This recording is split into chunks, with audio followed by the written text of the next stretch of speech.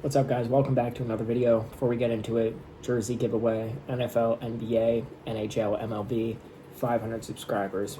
Make sure you guys subscribe and hit that like button. So now getting into the video, so you guys can tell by the title, will Chris Grier be fired?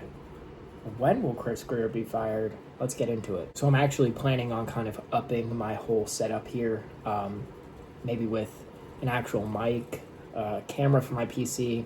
I have a PC and I want to start doing more things, going through PFF, all that. The thing is I always wanted this to be more of like a, let's sit down and chat sort of thing, but there's so many other things that I want to show you. So be prepared for that in the future. But let's get into, will Chris Grier be fired, and when will he be fired? And the answer to that question is not anytime soon. Now, we all know the problems that Chris Grier's had as a general manager for this team, and he's been a part of this team. He joined the Miami Dolphins in 2000, right? We've talked about this before. Underlying factor in the 25-year playoff drought is Chris Grier. But the question we're asking ourselves is, why isn't he getting fired? He's the longest tenured GM without anything to show for it, and he's still a part of this team. And if you guys watch my short, if not, then I'm going to tell you right now, Dolphins are actively shopping Jalen Phillips right now, and teams are calling about Devon Achane and Jalen Waddle, and there's the rumor going around about Achane to Kansas City. Now, if you trade Devon Achane to Kansas City, you're an idiot, right? If you think, right, a lot of people still have hope in this team, but I think a lot of people have to realize how far we are away from actually competing. But let's say that something sparks this team next year and we do compete, right? You are going to have to go through Kansas City. There's no question about it. You want to give the Kansas City Chiefs an elite weapon like that? Now, I understand, his value is high. Maybe now is the time to trade him. I say don't trade him. Same thing with Jalen Waddle. But with all that being said, this shows you that Chris Grier is still pulling the strings. He's still in control of this team. Made a video yesterday on the Dolphins. Should the Dolphins be buyers or sellers? Go watch that if you want to know whether we should buy or sell. But back into Chris Grier, right? When's he going to get fired? Is he going to get fired? We all know, I don't know if you guys are on Twitter, but the account, don't know his name, the ghost of Adam Gase, right? Shout out to you if you're watching this. But now we have the ghost of Brian Flores. So we all know the debacle that went down with Brian Flores. He's suing the Dolphins, suing the NFL. He's getting paid $100,000 to lose in 2019, which, look at our rebuild. I've said it before, failed to rebuild, 2025. Here we are again, same thing, gonna have to rebuild to be competitive, right? So, Brian Flores suing, right? The problem with that is it's going to court. It's going to court. There are going to be witnesses there. Does Stephen Ross fire his key witness? No. This is a billion-dollar company. He's not going to let go of the guy that's going to get his ass out of trouble. Excuse my language, but he's not firing Chris Grier. And if he does, let's say he fires Chris Grier and Chris Grier gets subpoenaed to go to court and is asked all these questions about the Miami Dolphins, he holds no loyalty anymore. Oh yeah, they did this, they're this, they're this, they're this.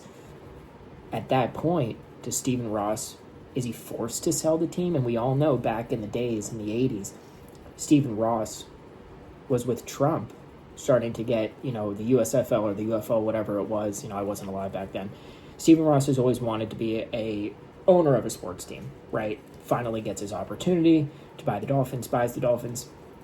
He got offered like $12 billion or something like that, maybe $10 billion just a few years ago, and he turned it down, right? He always wanted to own a sports team. So now that if we were to lose that case, right, would Stephen Ross have to sell the team?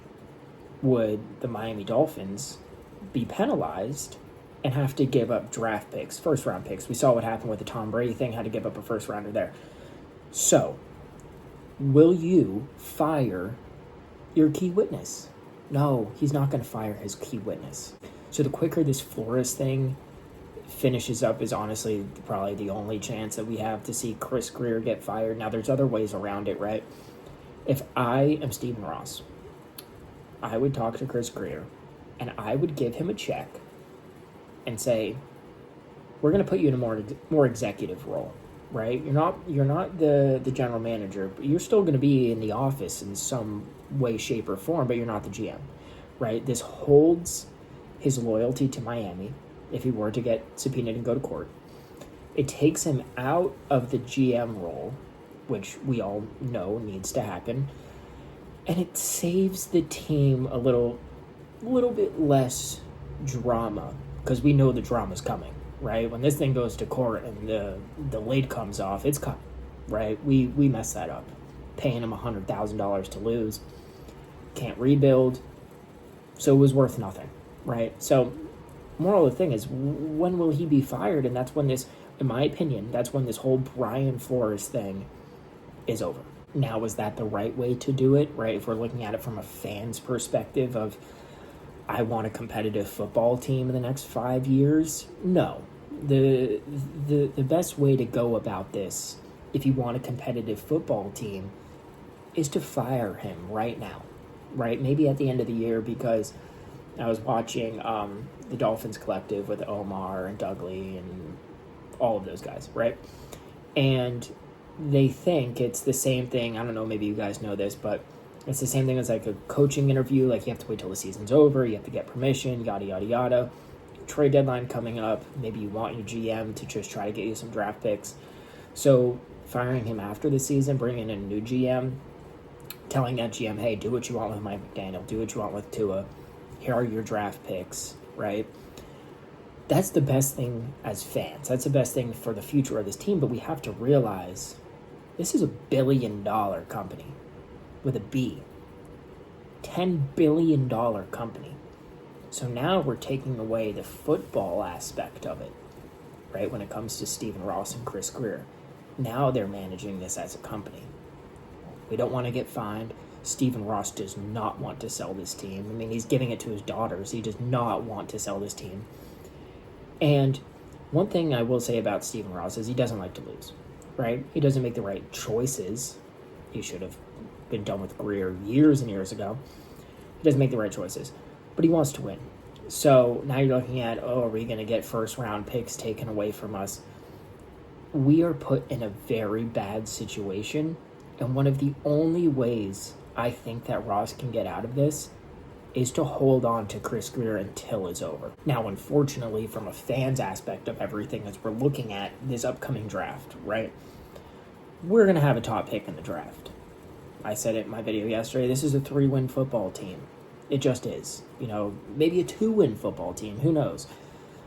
But with this trade deadline coming up and the rumors coming around of Jalen Waddle, Devon Achane, right? Those are the two names that I'm going to go with here on my little tangent, right? If you trade Devon Achane, you trade Jalen Waddle, now you have to draft their replacements. Let's talk about Tua. What do you guys think about Tua? Are you drafting Tua's replacement? When? When are you going to draft another Jalen Waddle? When are you going to draft another Devon Achane? And when are you going to draft another franchise quarterback? You trade these guys away, you are not competing for the next 3 to 5 years. It's just that simple. And I don't think that Stephen Ross can afford that. People are already flying banners. People aren't going to show up to your games anymore. In 2022, when you trade for Tyreek Hill, you gave this fan base hope. 2022, you gave them hope. Tua got injured. 2023, you gave us a lot of hope. A lot. 2024, what's going on here? 2025, you're like, oh man. This team is far away from competing now. Think about if you're trading your best players away. We're not good at drafting. I've gone through that. Not good at drafting at all. So, moving forward from this, Chris Grier is going to make or break this franchise. He's going to make it or break it in one way, and that's when he gets fired. If you hold on to him for too long and he says, I know I'm getting fired, I'm throwing this team under the bus. Achane, you're going to Kansas City. Waddle, you're going to Denver. Phillips, you're going to Philly, right? Chubb, you're going to go to wherever, right? You're throwing away all this stuff, all these players. You go into the 2026 NFL draft, you're saying, okay, I need offensive line, I need a running back, I need wide receivers, because Malik Washington, great talent, not wide receiver one. Malik Washington's our wide receiver one. We only have Chop Robinson on the edge. Okay, well, Ruben Bain's sitting there for Miami. We're going to take him with our first pick in the first round? Maybe we're sitting there at 3 or 4. So, looking at this, you trade away these two players. In my opinion, right, this is just my opinion, trading away Devon Achane and Jalen Waddle pushes you back 2 years. Those are 2 drafts where you have to go and get your top running back. Hopefully there's a running back out there worthy of a first-round pick. And then you have to go and draft another receiver. So you're going to suck for 3 to 5 years in a rebuild that clearly we don't know how to do, just because Stephen Ross will not fire his key witness.